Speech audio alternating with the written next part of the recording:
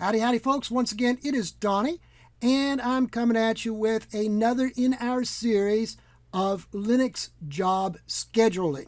Now, the first video in the series, we looked at the AT utility, which allows you to schedule a job to happen once at some point in the future. Once and only once. And today, we're going to look at something called Cron, which will allow you to schedule a job to happen on a regularly scheduled basis automatically. Now, in order to create a cron job, which is what we call it, we do crontab-E. And this will create a cron job for yourself. So we can do it like this. And I screwed up because a few moments ago I already did this. And the first time you do crontab on this Debian system, it allows you to choose which editor that you want to create the cron job. And so in this case, we have Nano, the Nano text editor. And on other Linux distros, you don't have that choice. On CentOS, Red Hat, for example, it's going to bring you into the VI text editor. But that's okay. For now, we got Nano. And down here, one good thing about the Debian systems, which I really love, Debian, Ubuntu, whoever else, is that when you create a cron job, you have this template here already, which shows you how to set it up. So here, we have this field here, which is the minutes field. That's the minutes past the hour that you want something to happen. This is the hour that you want something to happen. Then we have the day of the month, whether it be the 1st or the 15th or the 31st or whatever. Now we have the month, which is going to be from 1 through 12 for January through December. Then the day of the week, which is going to be Sunday through Saturday. And that will be represented, and by the way, all these will be represented by numbers. All these first 5 fields that I'm showing you will be represented by some number. And the day of the week is going to be from 1 through 6 for Monday through Saturday. And then for Sunday, it's going to be either 0 or a 7, either one. And that's just because some cultures consider Sunday the first day of the week, and some cultures consider Sunday as the 7th day of the week. And then finally, you have the command. And up here we have an example. In this case here, we're going to be running at 0 minutes. So that means right at the top of the hour. And the number 5 right there means 5 o'clock in the morning. And then we have an asterisk there, which means it's going to be running, well, every day of the month and every month, except, no, not really. It's only going to run on Mondays. Okay, so this particular job is going to run at 5 o'clock in the morning every Monday. And then, of course, we have the job itself. It's going to be a backup job here in this case. All right, so that's just one example. And so let's go over here to my literature. And here we have some more examples and a little more of an explanation. So field 1, the minute, it's going to be from 0 through 59 if you just want a single minute. So it's going to be like 0, it's the top of the hour. 59 is like 1 minute before an hour. Actually, it's well, 59 minutes past an hour, I should say. And you can have anything in between. So anything from between 0 and 59 is a valid number there. And then we can also have a range. You could put something like that, like 1-30. So that means we're going to have something that's going to run every minute for the first 30 minutes of an hour. You can also have a job run on certain minutes of an hour. Like in this case, we're going to have a job run at 1 minute, 5 minutes, and 8 minutes past an hour. Kind of a strange combination there, but that's okay. Then the second field, the hour, 0 is midnight, and 23 is 11 o'clock at night. So this works on 24-hour time. So that's the only way it works. Remember, in AT, we saw that the AT command can take a wide variety of time formats. Cron cannot. Cron works only with the 24-hour time system. And then we have the day of the month is the third field, and valid numbers there are 0 through 31, except if you want something to run every month, you probably don't want to do anything past the 28th, because February only has 28 days, or 29 days in leap year, and then you have other months which only have 30 days. So if you want something to run once a month on a particular day, I would say just put that no higher than 28. And then the fourth field is the month. Valid numbers are 1 through 12 for January through December. Then we have the day of the week. And as I said, both 0 and 7 represent Sunday. 1 through 6 are Saturday. 1 through 6 are Monday through Saturday, right?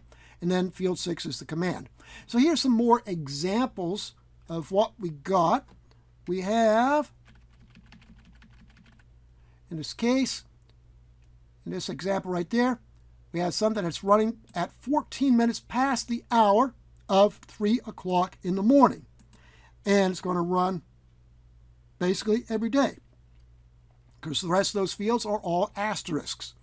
For the day of the month, and the day of the week, all asterisks. So that just means it's going to run every single day. And here we have something that's going to run 14 minutes past the hour of 3 o'clock and 7 o'clock in the morning on the second day and the 10th day of the month. And notice too, you're never going to have a number in all 5 of these first 5 fields, because then you're going to have conflicts, right? So if you're going to have like the 2nd and the 10th right there, then you're not going to have a number over here for the day of the week, because the 2nd or the 10th might not be on the day of the week that you put over there, right? So when you have something there for the day of the month, you're not going to have anything over here for day of the week. That's just going to be an asterisk. And here's another example. In this case, we're running at 7 minutes past the hour of midnight every Monday. And those are just a few of the ways that you can do it, okay? And for example, you could do like a 1/12 if you want something to run every 12 minutes, right? So you can do that as well. So lots and lots of flexibility. And you can look at the Cron man page, which we'll do in a moment, and it might even give you a few more ideas of how you can do this. Now, let's get back over here to our Debian virtual machine, and let's say, oh, you know what? I forgot something. Let me close that out just a moment. I did create a little job here for our job that we want to do, but what I want to do here is copy this over to the proper location, because I don't really want to run this out of my home directory.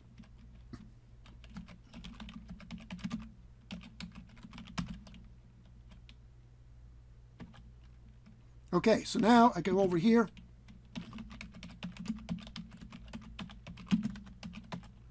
and you can see, no, I already had a job there. Oh, that's right, because I used this for the AT job last week. I completely forgot about that. I created another one. Oh well, that's okay. 2 different jobs though, because one's a Donnie Dash job and the other is a Donnie _ job. So that's okay. Let me see. I don't remember what I did in that other one job here for the last one. Let's see. Oh, there we go. Yeah, I'll just use this one instead then. All right. No problem, right? I'll just use that one instead of the one I just now created. That's even better.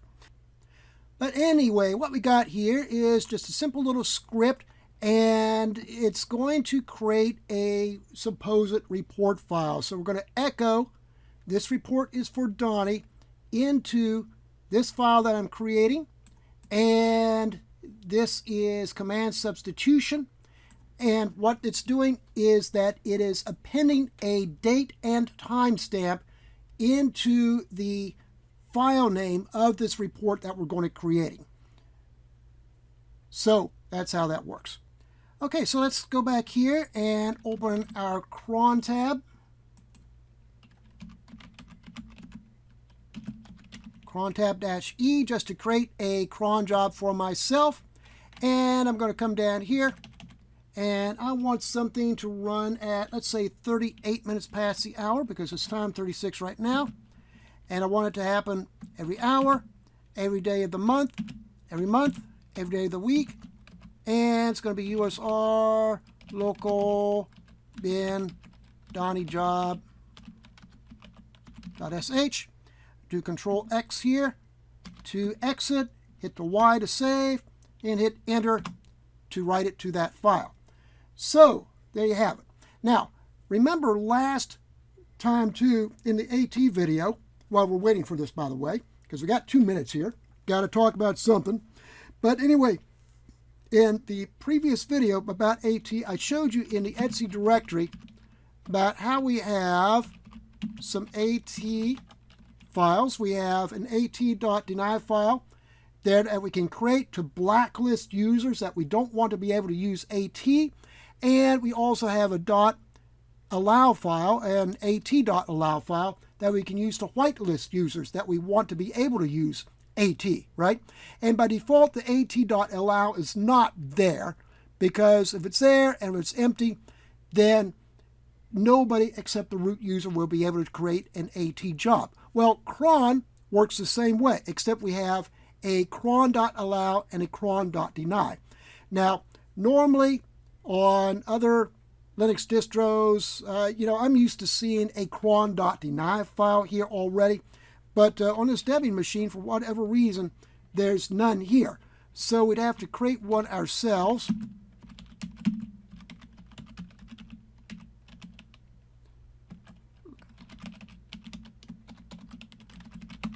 And then it'll work the same way as we saw with at.deny. We just put in there the names of the users that we don't want to be able to create cron jobs, right? And it's going to be one per line like so, okay?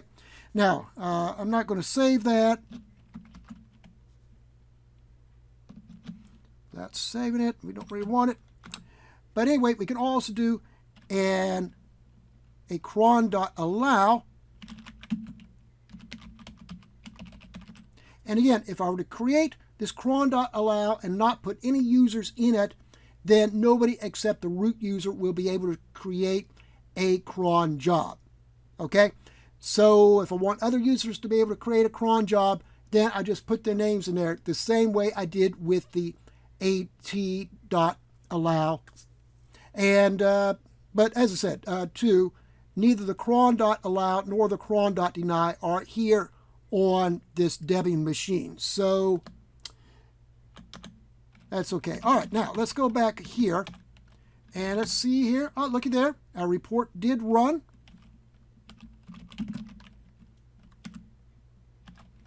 And yep, we got it there. We got it there. That's a good thing. So our cron job did work. So that means that indeed our cron job is working. So it's time 39 past the hour right now. So that means in another 59 minutes, our cron job will run again. Okay. Now, another thing here too is we can go into the var spool directory. And we see there that we have a cron subdirectory here. And we can try to get in there and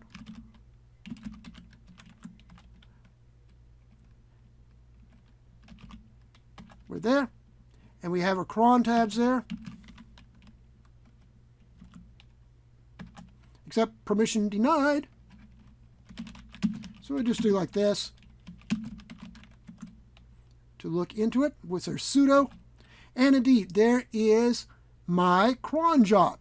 So if you are an administrator and you want to keep track of who has cron jobs set up on the system, this is the easiest way to do it. Just go into here, just look in the vars pool cron tabs directory, and you will see this. And this is nothing but a plain text file. I can actually do sudo less cron tabs, Donnie, like so. And looky there. There's my cron job.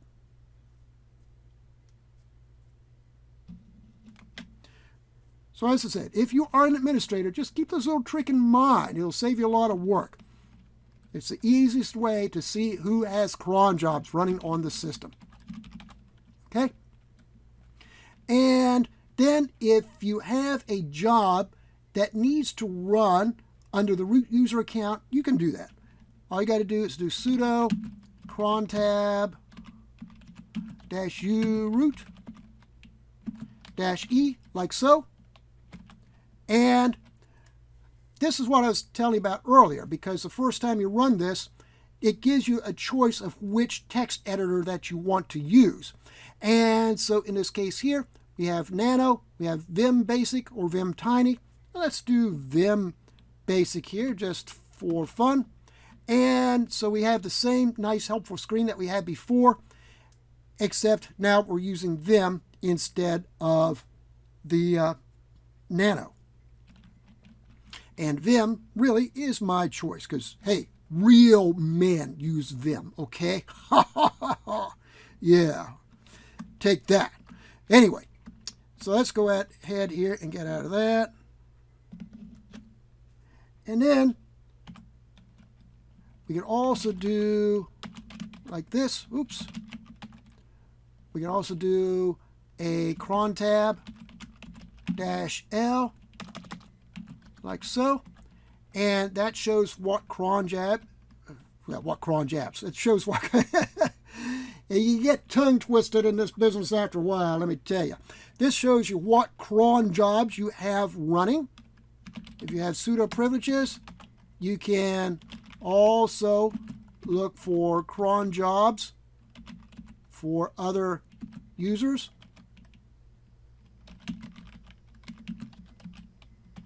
Okay, no cron job for root. And then finally here, before we leave this virtual machine, let's go ahead here and look at the man page for crontab and see what it tells us. And so we have up here too, this is something I want to point out to you, Vixie Cron. If you pick up a book that's really, really old, I'm talking about ancient literature, you know, when it comes to Linux, you're going to see cron referred to as Vixie Cron. And that's just because a guy named Paul Vixie was the one who invented this, right? And surprisingly enough, even though all other literature you ever see anymore has done away with the Vixie Cron and just call it cron, the man page still calls it Vixie Cron. I don't know why. But anyway, it tells you here what I was telling about the cron.allow and cron.deny. And then we could go on down here, and we have the different option switches. We can actually have an R option switch here to remove a cron job if we want to. Something I've never used. I always just open up the cron job and delete it from the file. But and then we have some other things there too. We have we can also look for cron. Yeah, there we go. Paul Vixie down here. Okay, and unfortunately it doesn't show quite the level of information that the AT man page shows you. Let's see if the cron shows anything extra. Well, no, not really. It's just as for the cron daemon. So, not a lot there, right? But anyway. Oh, there is another thing I forgot to show you. You can also set this up so that a job will run as soon as you boot up the machine. And the way we do that, in this case, let's go ahead here and set it up under root just for fun. Crontab -u root -e, like so. And what we can do here is we can do an @reboot, and then we can do our job. So use our local bin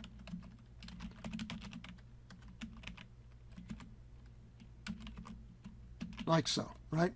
And then we can save it.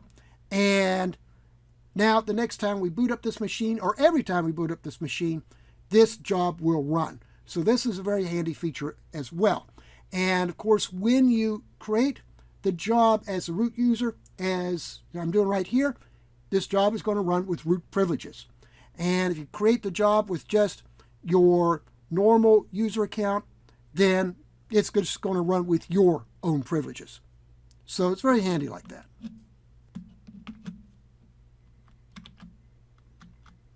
Okay, so no modification made because I didn't save it. All right, so now let's go over here and let's look here what we got on the CentOS.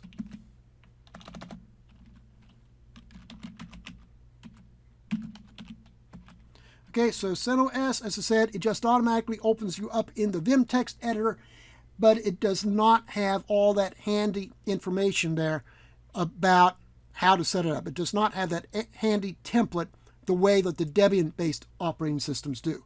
So on your CentOS, your Red Hat distros, you got to either know or just have some reference in front of you so that you can get all the fields right. But all you got to do is go into insert mode and type the line in just exactly the same way that we did on the Debian system. So anyway, I think that is pretty much it here for the Cron utility and how to use it. So if you like the video, be sure to like and subscribe, and we'll see you next time.